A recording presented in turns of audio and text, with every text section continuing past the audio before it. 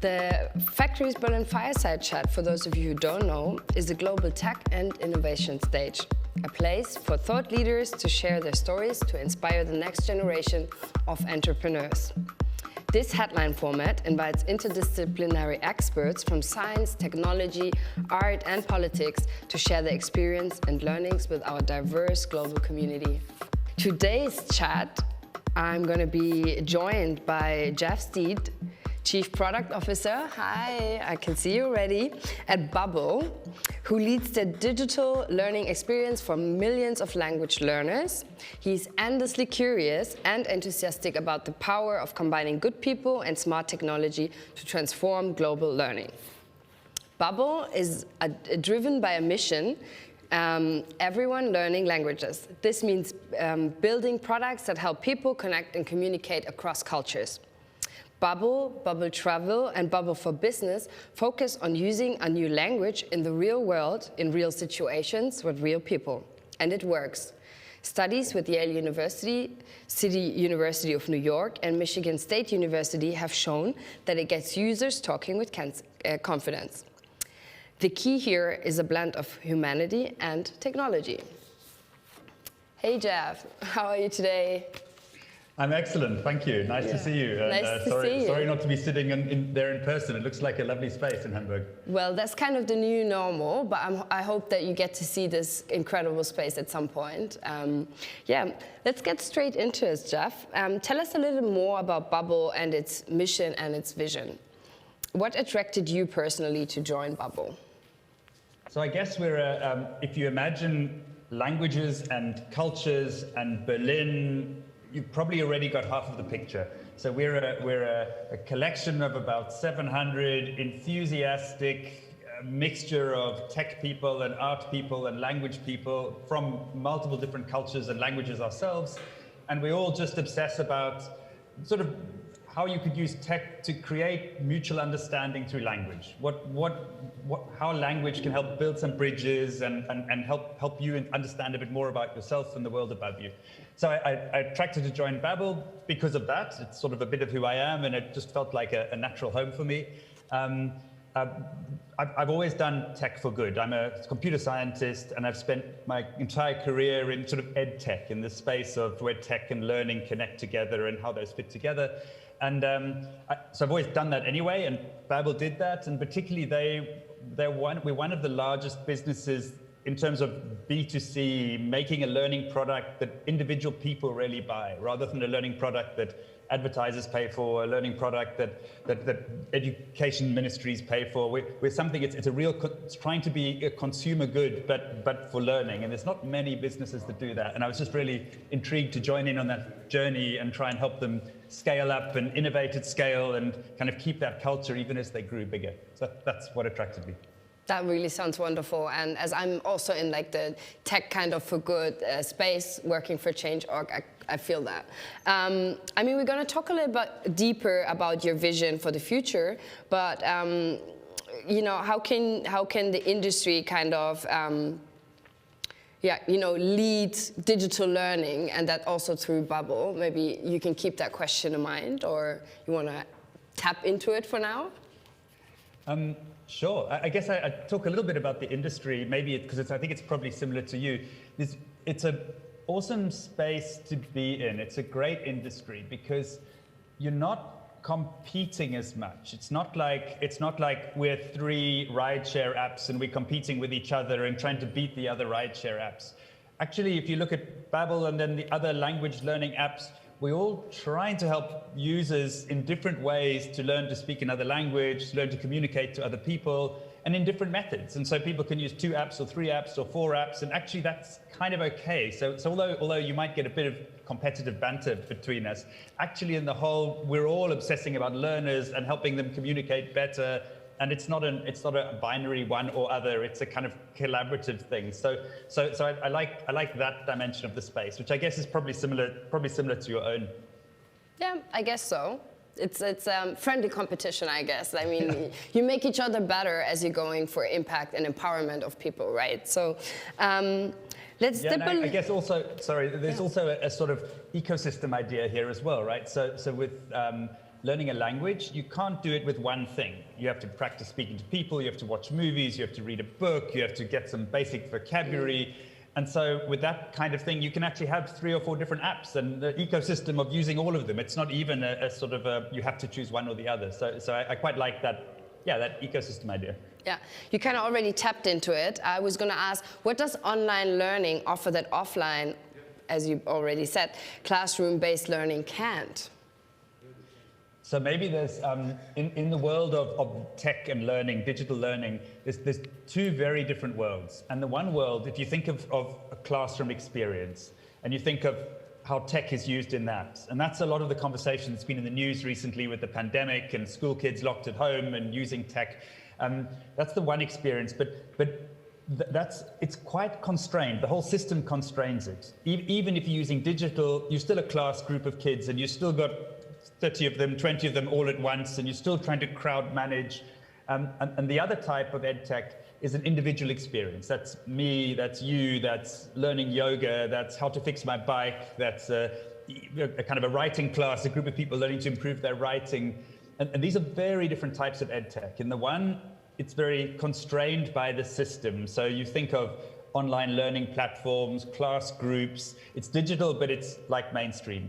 And the other is where I'm kind of almost more excited, because that's where you can find new ways of tech helping learning work in ways that you couldn't do with human teachers. Sort of pronunciation practice is a great example. You can say things and the phone can figure out whether you pronounced it right and give it back to you. And you can do something that wasn't possible in the sort of mechanical class thing. So I'm enthusiastic about that individual learners, because there tech can really do things that you can't do in a human place. It sort of surpasses it or adds more. Tools to create, what we're doing right now, using Zoom to have live conversations. I mean, these are super empowering. So yeah, the ed tech, those are those 2 different worlds that I see. And it does add some value in the online class world, but it adds way more value where you're really trying to use the tech to help the learning improve itself. Nice. I mean, I was going to also add as a question, how does Babbel approach online learning differently from other ed tech platforms? Are there like significant differences that you can share with us? So this is where obviously everybody would say they're the best, right? And we are clearly the best, of course. But no, maybe another way to look at that is if you were to, so we do language learning. So if you go into an app store and you search for language learning, you will find hundreds and hundreds of apps that help you learn Spanish or French or German.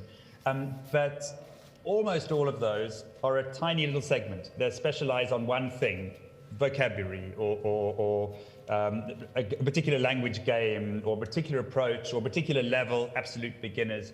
When you try and support people at all of the levels and in all of the ranges of different parts of language, speaking, writing, listening, actually there are only 4, 5, 6 companies that are big enough and deal with the complexity of language to deal with all of that. So really, if I'm thinking about how we different, or one difference is that we're broad. We try and find ways of reaching a much wider range of learners. And then when you look at that group, what do we do? So many of them are ad funded, which means that you sort of, your motivation isn't the learning is awesome. Your motivation is keep you in the system so you can show ads. Whereas we've gone the other way. We've said no ads. If you want to pay us, if you want to learn, and we use that money to keep the things going. And so so I guess that's one difference, because it means we can focus ourselves totally on what the learners need most to make the learning work. We're also, I guess, bigger than one app, so we have great success with our podcasts. We offer live online lessons, so you can join the live online classes. So we're big enough that we cover that.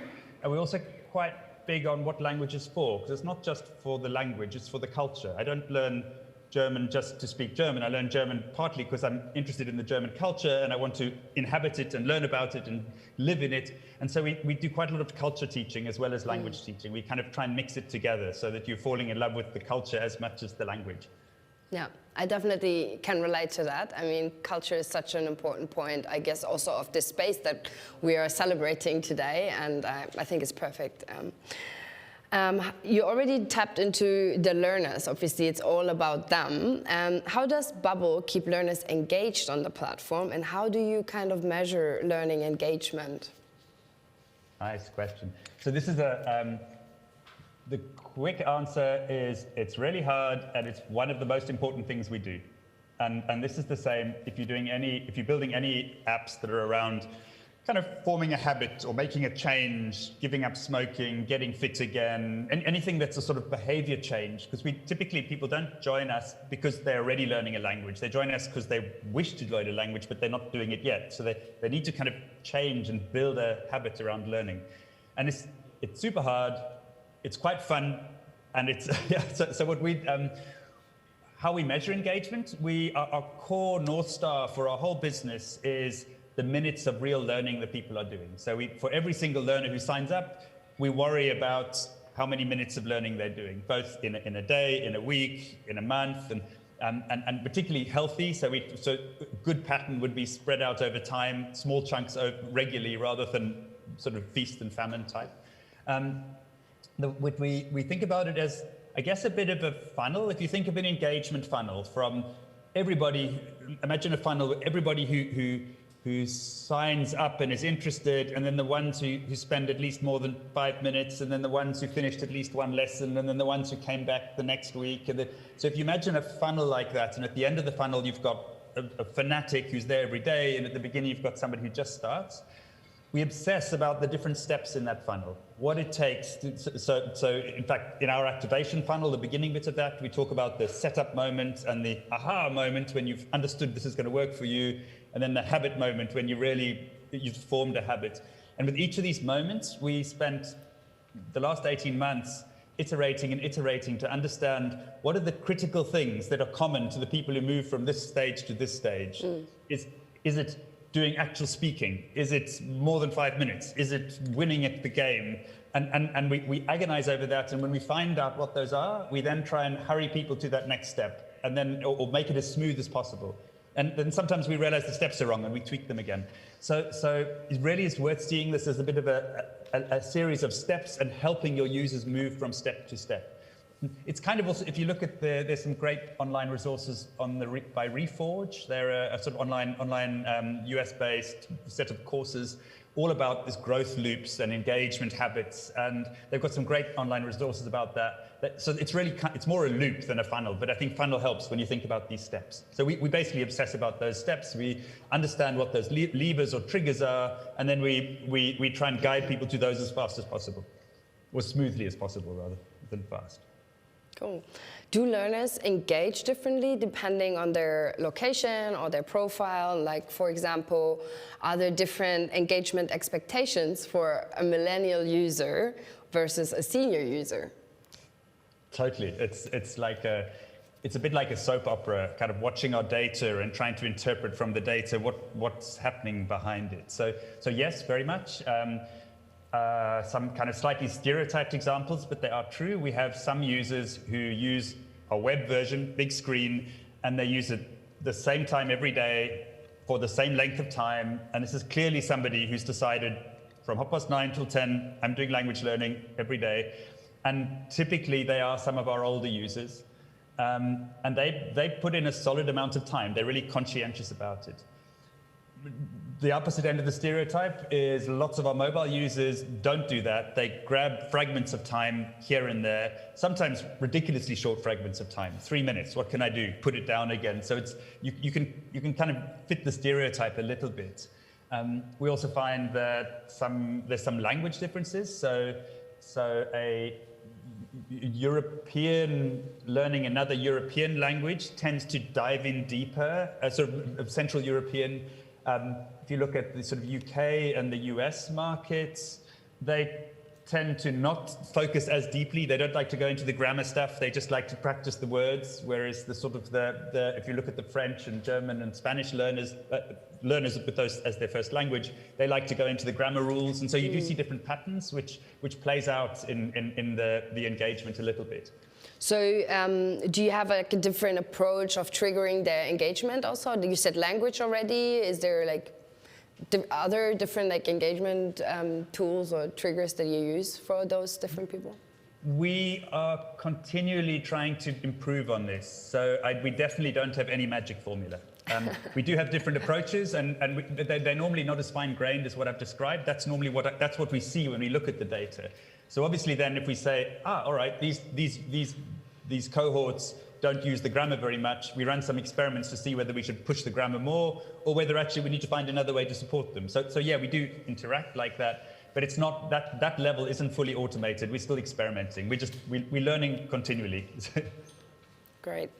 As we are opening up Factory Hammer Brooklyn, a space where a lot of young entrepreneurs, startups are here, what's an advice for founders to build a product that can continuously be iterated on? And how do you build a product that you can scale? Great question. So I guess for me, the thing that drives iteration is obsessing about our users. Especially as you get, when you're small, that maybe feels quite natural because you'll have a founder or a couple of people who are obsessed with an idea, and they've got to that point because they felt the pain, and so then it's quite natural. As you get bigger and bigger and the teams get more specialized, it's quite easy to lose sight of those users.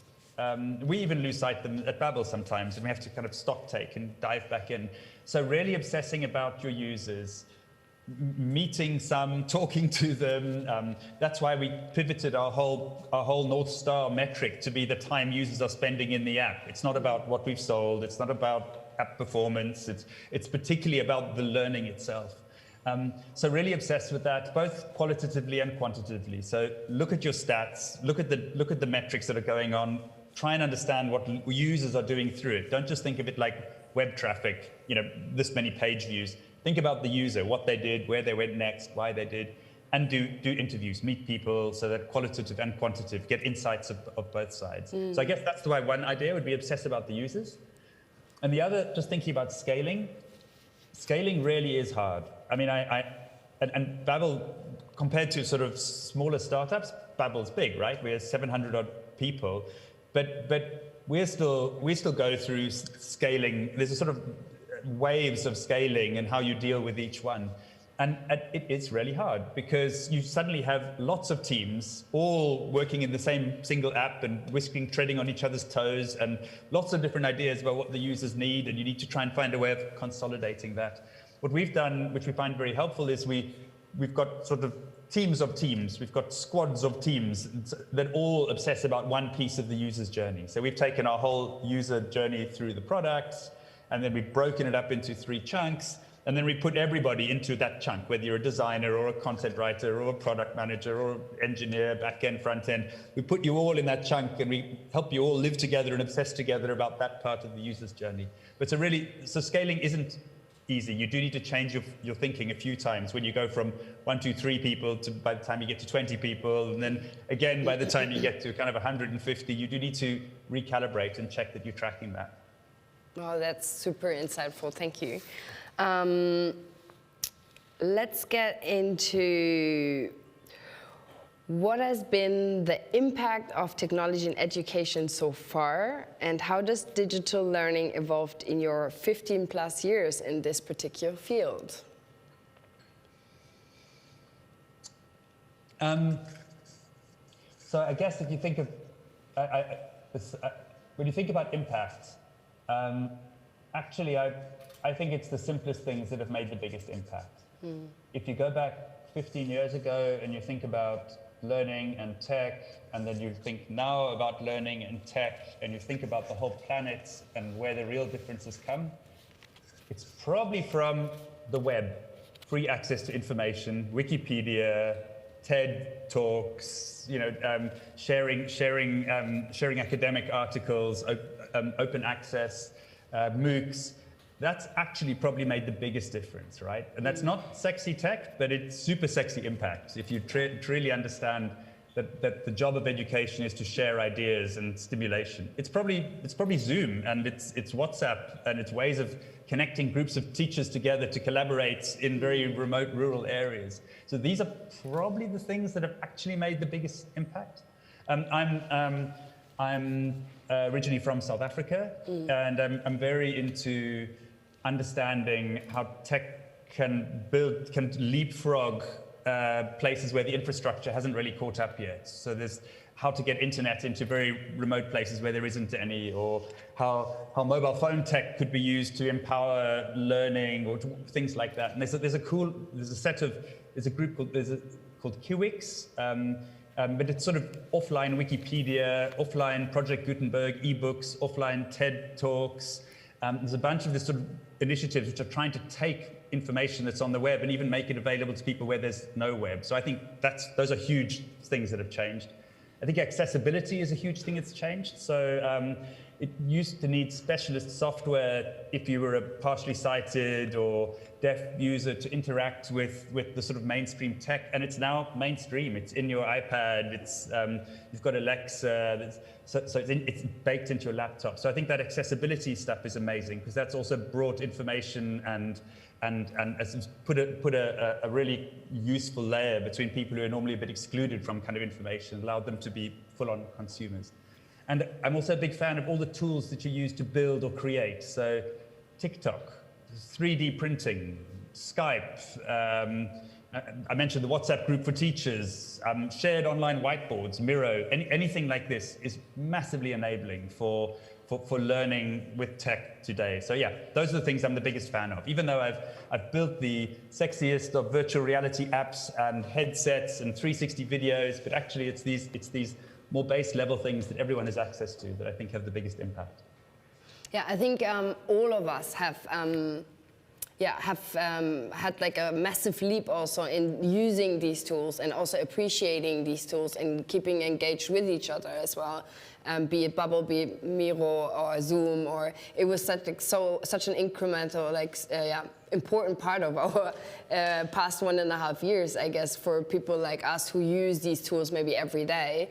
It wasn't such a big change, but definitely for a lot of people, and I'm definitely curious also to see where this is going. And I don't really feel like it's going back. Obviously, it just impacted our lives, I think, also for the better in many ways.